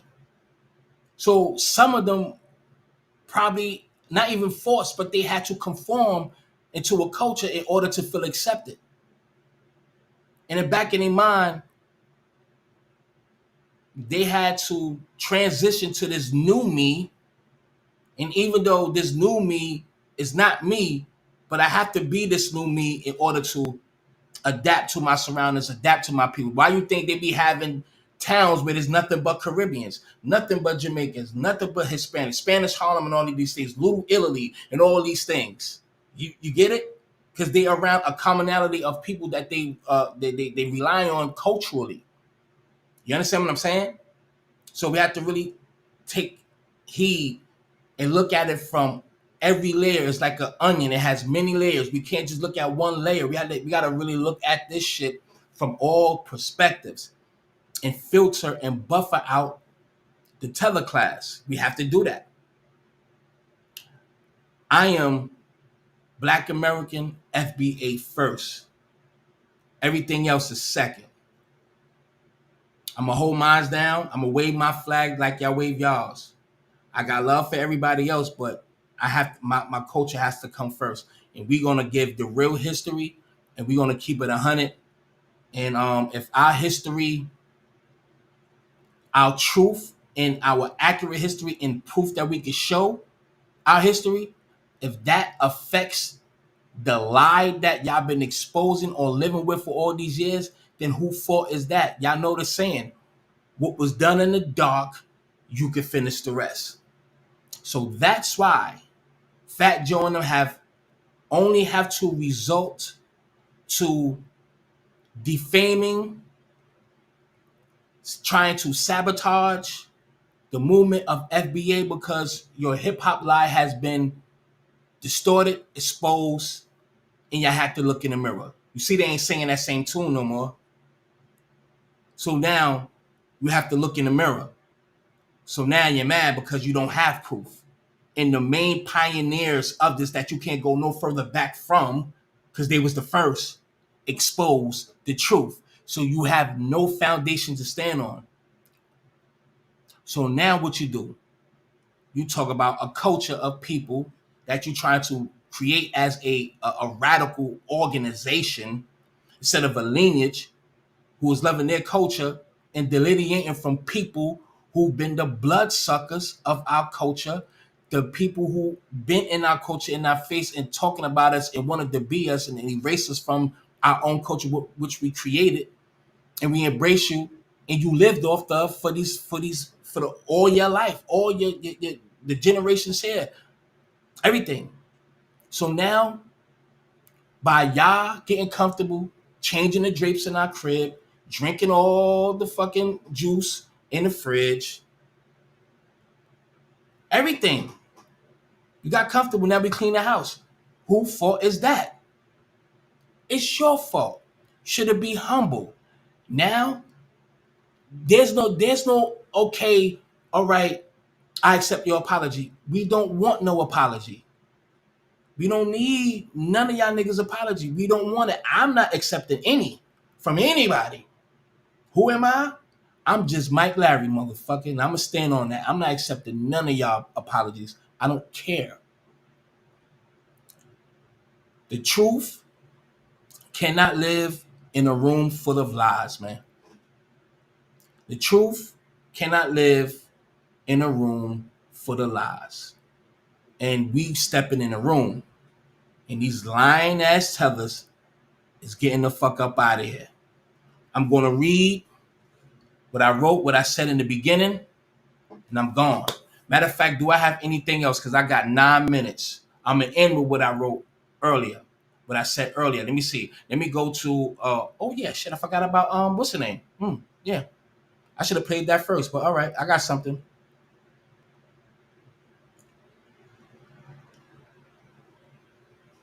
Hold on, so guys. Okay, here we go. Yes, I know I got that time left. Got you. Let's do some sidebars. Everybody, all I'm asking is to share, please. If you haven't hit that that like, please do. Please share this live. I need everybody to share this live, bro. I need everybody to share this live, man. Please share this live.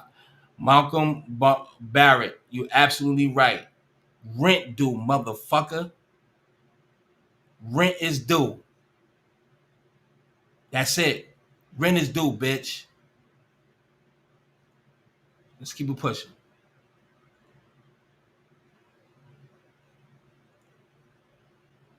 Faded out, because if another label would have signed Hun, I feel Joe probably would have faded out in the back. But to know the fact that I know that Hun gave Joe, all right, we're gonna call you Don Carter Jr., and then wrote everything after that. You know what I'm saying? So everything. The whole Don Carter Jr. album, everything. He just wrote everything. You know what I'm saying? So, but at the same time, I feel like, if he's better and like Fat Joe could do that, I think that's a smart move for even. Oh no, Joe's a smart man. He's a smart businessman. I never said that. He's a very smart businessman. He's relevant all these years. I'm putting you on, help me write. Like, if you're better, like, mine is, why not? And could.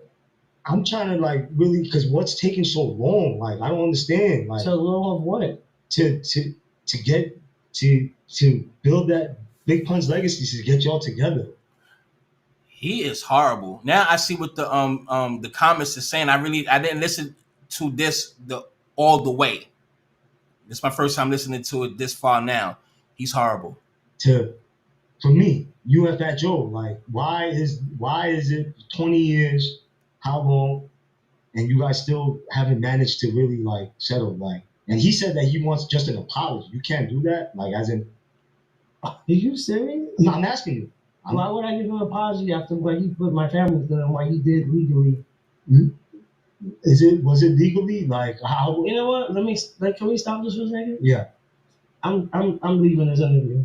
Well, because this is like a whole Fat Joe situation. Exactly. No. Yeah. This guy haven't done his research, so he's coming from a one-dimensional point of view. Like, this is my first time listening to it, and I would have left too, because you have to do the research on everything and come to your own conclusion.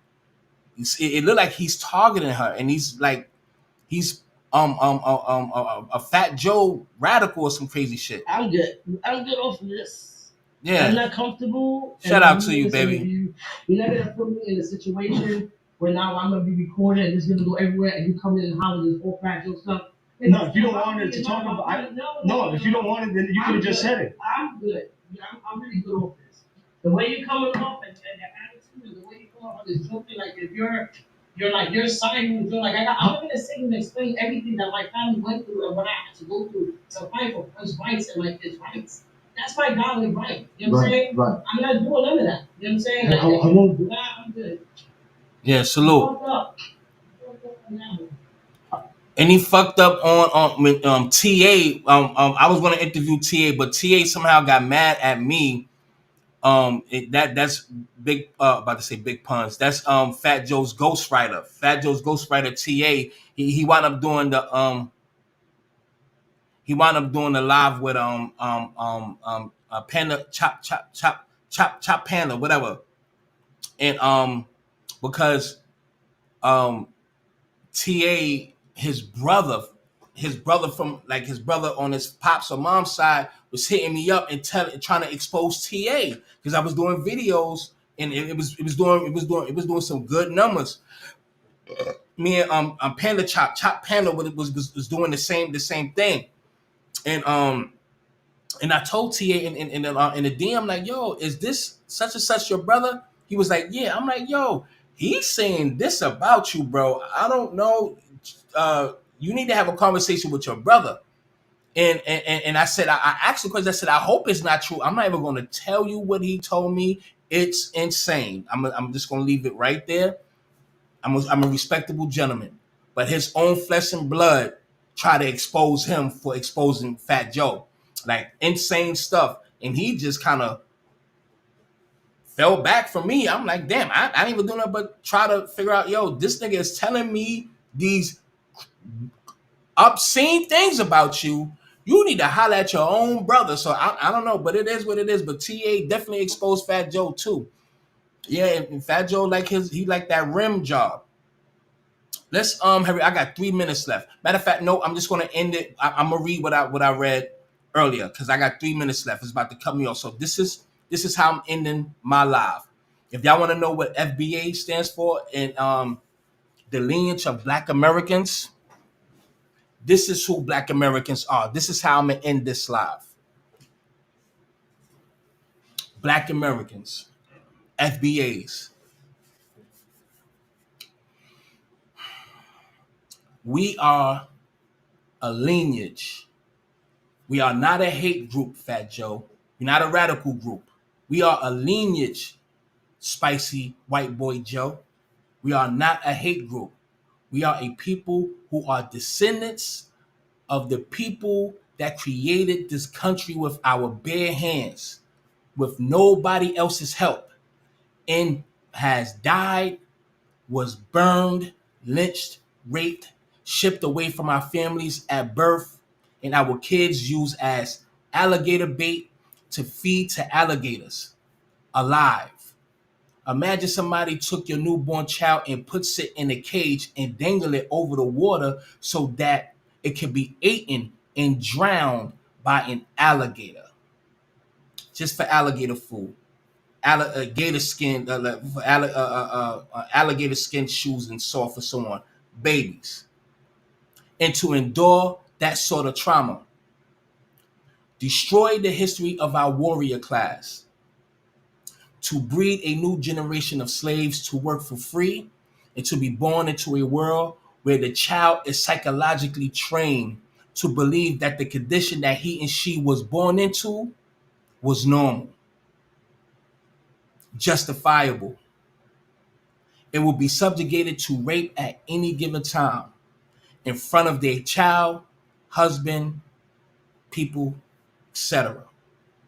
Shackled, branded with hot irons, lynched for nothing, hung and shot over 100 times, burnt alive, and invite hundreds of people to watch while they take body parts as souvenirs and have our pictures on postcards and ship it to their family. At the same time, we are showing dignity, class.